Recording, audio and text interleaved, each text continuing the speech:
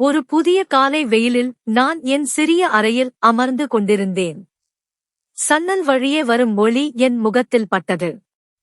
என் பெயர் லாவண்யா. நான் 26 வயது. ஒரு நடுத்தர வர்க்க குடும்பத்தை சேர்ந்தவள். ஆனால் என் உடை அலங்காரம் ஒரு உயர் வர்க்கத்தைப் போல இருந்தது. என் வறுமையை ஒருபோதும் வெளிக்காட்டியதில்லை. கடந்த 3 மாதங்களாக இந்த பெரிய கம்பெனியில் வேலை செய்து வந்தேன். எனக்கு 26 வயது. என் பாஸ் அரவிந்துக்கு 28 வயது. அவர் ஒரு பெரிய பணக்காரின் மகன். ஒரு மிகப்பெரிய தொழிலதிபர். எவ்வளவு பணக்காரராகவும் செல்வந்தராகவும் இருந்தாரோ அவ்வளவு அகந்தையும் ஆணவமும் அந்த மனிதருக்குள் நிறைந்திருந்தது. எவ்வளவு அழகான பெண்ணையும் அவர் மதிக்க மாட்டார். 1 மாதம் கழித்து அவர் என்னை தனது அலுவலக அறைக்குள் அழைத்தார். நான் அவரது அறைக்குள் சென்றதும் ஒரு மயங்கும் புன்னகை அவரது முகத்தில் படர்ந்திருந்தது. அவர் என்னை அறைக்குள் அழைத்து, லாவண்யா, உன் வேலையில் நான் மிகவும் மகிழ்ச்சி அடைகிறேன். எனக்கு இதுவரை எந்த புகாருக்கும் இடமளிக்காத முதல் பெண் நீ. உன்னைப் பற்றி எவ்வளவு பாராட்டினாலும் அது போதாது என்று கூறினார். நான் சிரித்துக் கொண்டே என் புகழை ஏற்றுக்கொண்டேன். ரொம்ப நன்றி என்று கூறினேன். மெல்ல மெல்ல அவர் என்னிடம் வியாபாரத்தை தவிர வேறு பல விஷயங்களை பேச ஆரம்பித்தார். நான் அவரை எவ்வளவு கெட்ட மனம் கொண்டவர், அகங்காரமானவர் என்று நினைத்தேனோ அவர் அப்படி இல்லை. அவர் மிகவும் நல்ல மற்றும் மரியாதைக்குரிய மனிதர். நான் எப்போது அவரது காதலில் சிக்கினேன் என்று தெரியவில்லை. நான் இப்பொழுது 1 லட்சம் ரூபாய்க்கு மேல் சம்பாதிக்கிறேன். அதனால் நான் திருமணம் செய்து கொள்ளும் நபரின் சம்பளம் 2-3 லட்சத்திற்கு குறைவாக இருக்கக்கூடாது. நான் பழகிவிட்ட ஆடம்பர வாழ்க்கையே ஒரு சாதாரண சிறிய வேலை செய்பவருடன் என்னால் வாழ முடியாது. அரவிந்துடன் எனது உறவை பலப்படுத்துவதற்கு இதுவும் ஒரு காரணமாக இருந்தது.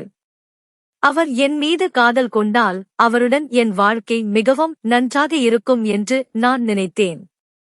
அவர் அடிக்கடி பேசிக் கொண்டிருக்கும்போது என் கையை பிடித்துக் கொள்வார். என்னை தனக்கு நெருக்கமாக்கிக் கொள்வார். நான் அவரை முறைப்பதற்கு பதிலாக சிரித்தேன். இதுதான் அவரது துணிச்சலை அதிகரிக்க காரணம். ஒரு நாள் அவர் ஒரு மீட்டிங் சாயக்கில் என்னை பண்ணி வீட்டுக்கு அழைத்து சென்றார். நான் நினைத்தேன் இரவுக்குள் திரும்பி வந்து விடுவோம் என்று.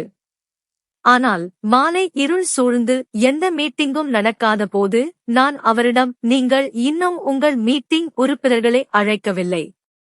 இருட்டிவிட்டது, நான் வீட்டுக்கு செல்ல வேண்டும். இங்கிருந்து நகரத்திற்கு 3 மணி நேர பயணம் என்று உங்களுக்கு தெரியும் என்றேன். அவர் என்னை பார்த்து சிரித்தார். இங்கே எந்த மீட்டிங்கும் இல்லை என்றார். இதை கேட்டு எனக்கு ஆச்சரியமாக இருந்தது. அப்படியானால் ஏன் என்னை இங்கே அழைத்து வந்தீர்கள் என்று கேட்டேன். அவர், நீ இல்லாமல் என்னால் இப்போதெல்லாம் இருக்க முடியவில்லை என்றார். நான் அவரது பேச்சை கேட்டு சிரித்தேன். அப்படியானால் என் அப்பாவிடம் என்னை முறைப்படி பெண் கேளுங்கள் என்றேன்.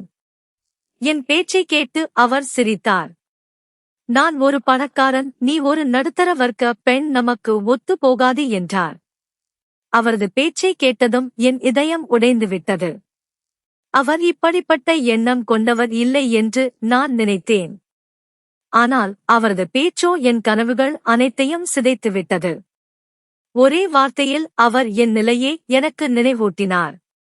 சரி, ஒரு பணக்காரனின் மனைவியாக என்னால் இருக்க முடியாது என்று நீங்கள் எனக்கு சொன்னது நல்லது என்று நான் கூறினேன். இதை சொல்லி என் பரிசை எடுத்துக்கொண்டு அவரது பண்ணி வீட்டிலிருந்து வெளியேற ஆரம்பித்தேன். நான் வீட்டை விட்டு வெளியேறுவதற்கு முன்பு அவர் என் கையை பிடித்து தன் பக்கம் இழுத்தார். உன்னை எப்படி போக விடுவேன், நான் ஒரு பணக்காரன் என்று நான் ஏற்கனவே சொல்லிவிட்டேன். உன்னை போன்ற பெண்களுடன் தான் இது போன்ற ஆசைகளை நாங்கள் நிறைவேற்றுகிறோம் என்று சொன்னார். இதை கேட்டதும் கோபத்தில் என் காது உன்னி சிவந்துவிட்டது. அவர் என்னை என்னவாக நினைத்தார்? நான் சட்டென்று எழுந்து அவரிடமிருந்து விலகி நின்றேன். நீங்கள் மிகவும் தவறாக புரிந்து கொண்டுள்ளீர்கள். நான் ஒரு கோழை பெண் அல்ல. என்னை தொட முயற்சித்தால் உங்களுக்கு எச்சரிக்கை கொடுக்கிறேன். நான் உங்கள் தொண்டையில் ஒரு முள்ளாக மாறுவேன். புரிந்ததா? நான் இதை சொன்னதும் அவரும் கோபமாக எழுந்து என் கைகளை பிடித்துக்கொண்டு, நல்லது, நீ என்னை மிரட்டுகிறாயா? அரவிந்தையே மிரட்டுகிறாயா? சரி, இன்று இரவு நீ என்னுடன் இங்கேயே இருப்பாய். என் இரவை வண்ணமயமாக்குவாய். அதன் பிறகு நீ என் தொண்டையில் எப்படி முள்ளாக மாறுகிறாய் என்று பார்க்கிறேன் என்றார். நான் நிச்சயமாக ஒரு தன்னம்பிக்கை உள்ள பெண். ஆனால் அந்த நேரத்தில் அவரது பண்ணை வீட்டில் நான் முற்றிலும் தனியாக இருந்தேன். அவர் என்னை ஆட்சி செய்தார். நான் அவரிடமிருந்து என்னை விடுவிக்க ஆரம்பித்தேன். ஆனால் அவர் என்னை வலுக்கட்டாயமாக தன் அறைக்கு அழைத்து சேர்த்தார். இரவு முழுவதும் அவர் என்னிடம் இரக்கமற்ற முறையில் நடந்து கொண்டார்.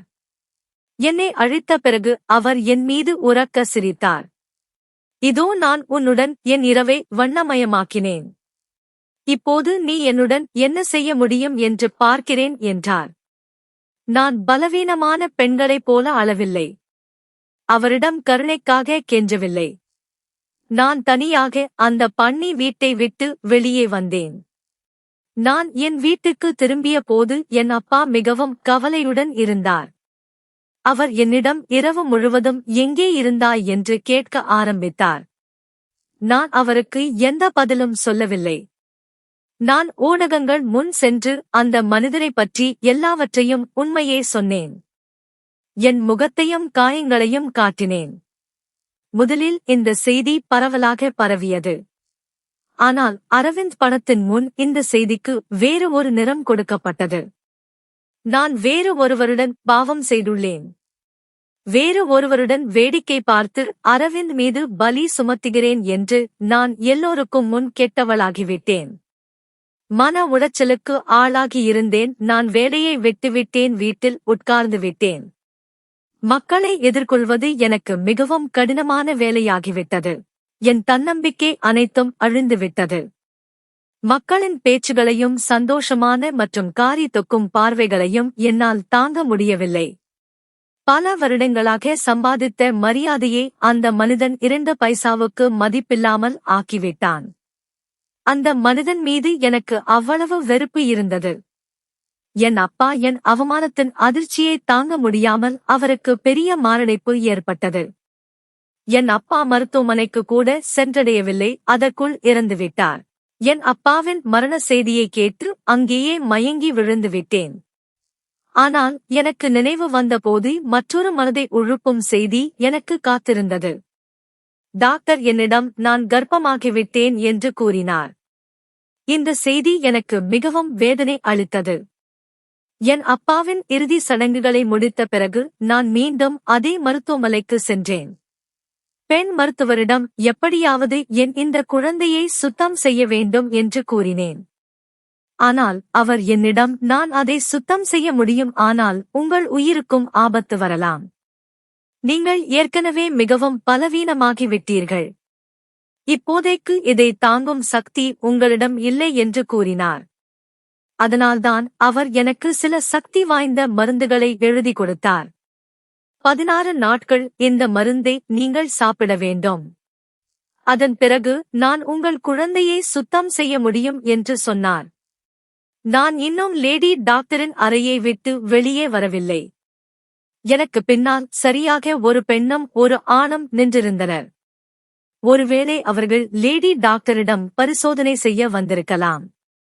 அந்த பெண்ணின் தோற்றம் சற்று விசித்திரமாக இருந்தது. கிராமப்புற பாணி ஆடைகளை அணிந்திருந்தாள் மற்றும் நிறைய நகைகளை அணிந்திருந்தாள். அவளுக்கு சுமார் 30 வயது இருக்கும். ஆனால் அவளுடன் நின்றிருந்த மனிதனை பார்த்து நான் அதிர்ச்சி அடைந்தேன். அவர் அரவிந்த். அவரை பார்த்ததுமே என் கண்களில் வெறுப்பு நிறைந்தது. ஆனால் அவர் என்னை மிகவும் கோபமாக பார்த்து கொண்டிருந்தார். நான் அங்கிருந்து எழுந்து வெளியேறினேன். ஆனால் அடுத்த நாளே அரவிந்த் என் வீட்டுக்கு வந்துவிட்டார்.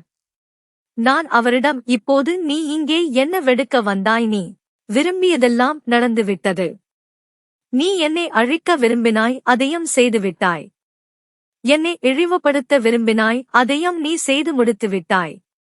இப்போது என் வீட்டிலிருந்து வெளியேறு, உன் முகத்தை கூட நான் பார்க்க விரும்பவில்லை என்றேன். அவர் என் முன் மிகவும் கோபமாக வந்து என் அருகில் நின்று, என் ஒரு மிக விலை உயர்ந்த பொருள் உன்னிடம் இருக்கிறது. அதை உன்னிடமிருந்து நான் திரும்ப பெற்றால் போய்விடுவேன் என்றார். நான் என்னிடம் உன் எந்த பொருளும் இல்லை என்றேன். அவர் தன் கையை என் உடலில் வைத்தார். யாரோ என் இருப்பில் தீ வைத்தது போல் உணர்ந்தேன். நான் உடனே பின்வாங்கினேன். அப்போது அவர் சிரிக்க ஆரம்பித்தார். என் வம்சம் உன்னிடம் இருக்கிறது என்றார். இதை கேட்டு என் தலை சுற்றியது. பிறகு என் அருகில் வந்து என் குழந்தையை கொல்ல முயற்சித்தாய் என்றால் எச்சரிக்கை என்றார். ஒருவேளை அவர் அந்த லேடி டாக்டர் என்னிடம் பேசியதை கேட்டிருக்கலாம். நான் சொன்னேன், உன் குழந்தை என் வயிற்றில் இருக்கும்போது அது வேறு ஒருவரின் சட்ட விரோத குழந்தை என்று நீ ஊடகங்கள் முன் சொன்னாய் அல்லவா? இப்போது ஏன் நீ அதற்கு உரிமை கூற வந்திருக்கிறாய்? அவர் சொல்ல ஆரம்பித்தார். எனக்கு திருமணமாகி 8 வருடங்கள் ஆகிவிட்டன. என் மனைவி எனக்கு குழந்தை பாக்கியம் கொடுக்க தகுதியற்றவள். நான் அவளுக்கு நிறைய சிகிச்சை அளித்தேன். ஆனால் எந்த பயனும் இல்லை. எனக்கு ஒரு வாரிசு வேண்டும். அது உன்னிடமிருந்து எனக்கு கிடைக்கும். அதனால் என் குழந்தை உன் வயிற்றில் இருக்கும் வரை உன்னை என் அருகில் வைத்திருப்பது என் கட்டாயம். இதை சொல்லிவிட்டு அவர் என் அருகில் வந்து, நீ மரியாதையாக என்னுடன் வர விரும்புகிறாயா அல்லது நான் உன்னை கட்டாயப்படுத்தி அழைத்துச் செல்ல வேண்டுமா என்று கேட்டார். இதை கேட்டதும் நான் உள்ளுக்குள்ளே மிகவும் பயந்துவிட்டேன். என் அம்மா அழ ஆரம்பித்தாள். அவரிடம் கை கூப்பி கடவுளுக்காக என் மகளை பின்தொடராதே என்று கூறினாள்.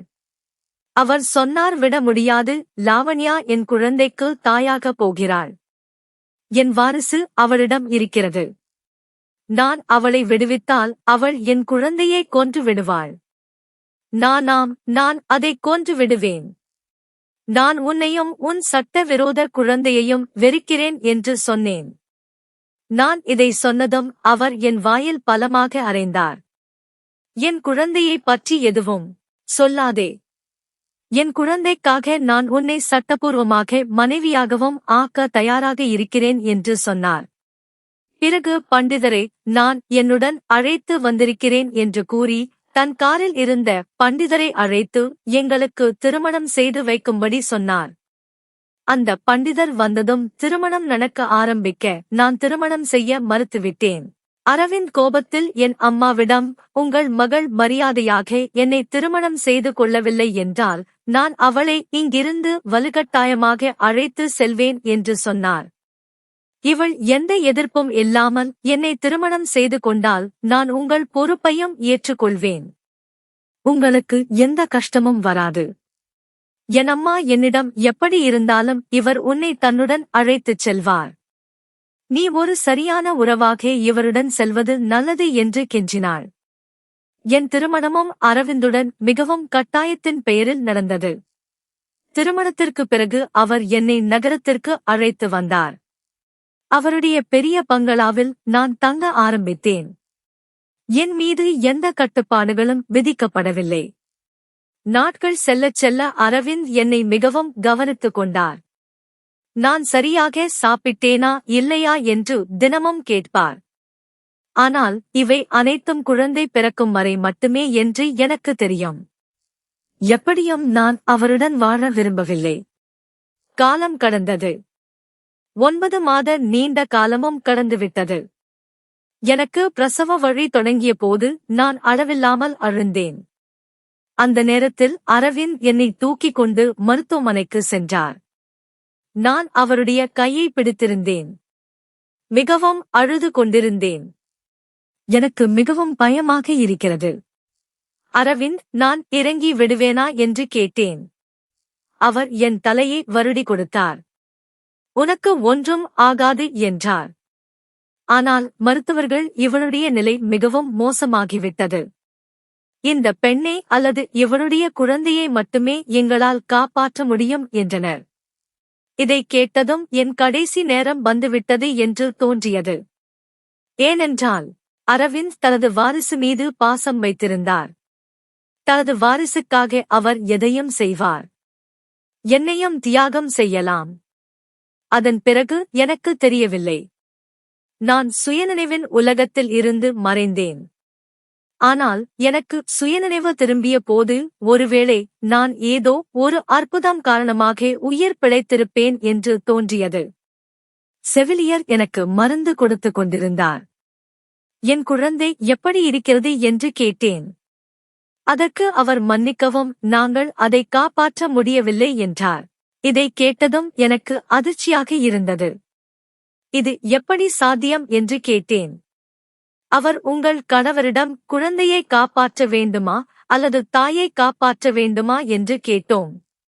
ஏனென்றால் இருவரில் ஒருவரை மட்டுமே காப்பாற்ற முடியும்.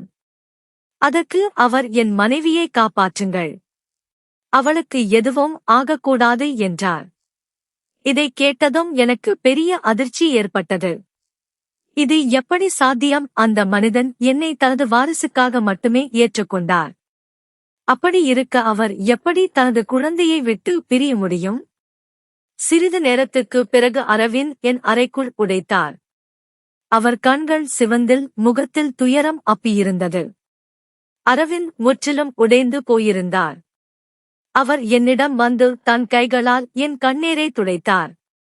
என் தலையை மறு அலாதே என்று ஆறுதல் கூறுவது போல் இருந்தார். முதன்முறையாக நான் அவர் கைகளை உதறவில்லை. நான் கேட்டேன், ஏன் என்னை காப்பாற்றினாய்? உன் பரம்பரை சொத்து உனக்கு கிடைத்துக் கொண்டிருந்தது. உன் பரம்பரை சொத்துக்காக தானே என்னை போன்ற ஒரு நடுத்தர வர்க்கத்து பெண்ணை பொறுத்துக் கொண்டாய். அப்புறம் ஏன் நான் இறந்து போக விடவில்லை? என் பேச்சை கேட்டு அவர் சொல்ல ஆரம்பித்தார். இல்லை, உன்மேல் எந்த தவறும் இல்லை. நான் உனக்கு தண்டனை மேல் தண்டனை கொடுப்பதற்கு. நான் உனக்கு செய்த அனைத்து அநியாயங்களுக்கும் இதுதான் என் தண்டனை. அவர் தன் 2 கைகளையும் என் முன் குவித்து விம்பி விம்பி அழ ஆரம்பித்தார். லாவண்யா, என்னை மன்னித்து விடு என்றார். நான் எனக்கு விவாகரத்து கொடு, நான் உன்னை மன்னிப்பேன் என்றேன். என் பேச்சை கேட்டு அவர் அழுகையே மறந்துவிட்டார். சிறிது நேரம் என்னை உற்று பார்த்தார். பிறகு இல்லை என்று தலை அசைத்தார். இது சாத்தியமில்லை என்றார். எப்போது, எப்படி என்று எனக்கு தெரியவில்லை. ஆனால் நான் உன்னை காதலிக்கிறேன். நீ என் மனைவி, நீ என்னை மன்னித்துவிடு. நீ என் மனைவியாக என்னுடன் வாழ வேண்டும் என்று விரும்புகிறேன். நான் உலகத்தார் முன் உன்னை ஏற்றுக்கொள்கிறேன். நான் உனக்கு செய்த அனைத்து அத்துமீறல்களையும் எல்லோரின் முன்னால் ஏற்றுக்கொள்வேன். அவர் என் 2 கைகளையும் பிடித்துக்கொண்டு என்னிடம் கெஞ்சினார். ஆனால் நான் அவரது அத்துமீறல்களுக்கு அவரை மன்னிக்க வேண்டுமா, இல்லையா என்பதை என்னால் தீர்மானிக்க முடியவில்லை. நீங்களே சொல்லுங்கள், நான் என்ன செய்ய வேண்டும்? நன்றி.